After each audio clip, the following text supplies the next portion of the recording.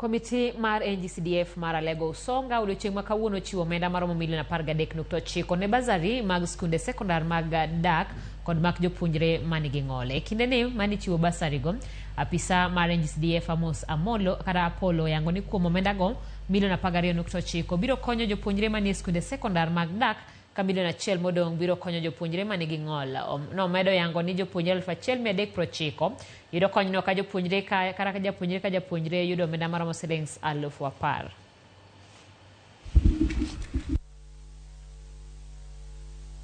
The total amount we are going to release this morning is 13.9, sorry, of which 12.9 will go towards boarding and 1 million will go towards PWDs. And I think that these checks should be in school this week, if not today. The checks are ready for collection and we believe they'll be able to be picked as from this morning. Ungeo, the only national school one go en ngia. Toka a manager somo tuchwe makuwinje. Okunyis ni nyithendwa kidhiga national school.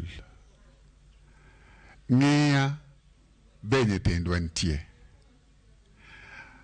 Ma check madhe ngia nikech ngia being a national school okao nyithindo across the whole republic. Nyithendwa maning'ia moncho apply wameo a total of 190,000. Mano kwa weyo nyithindo mani a full scholarship mo wan go ng'ia.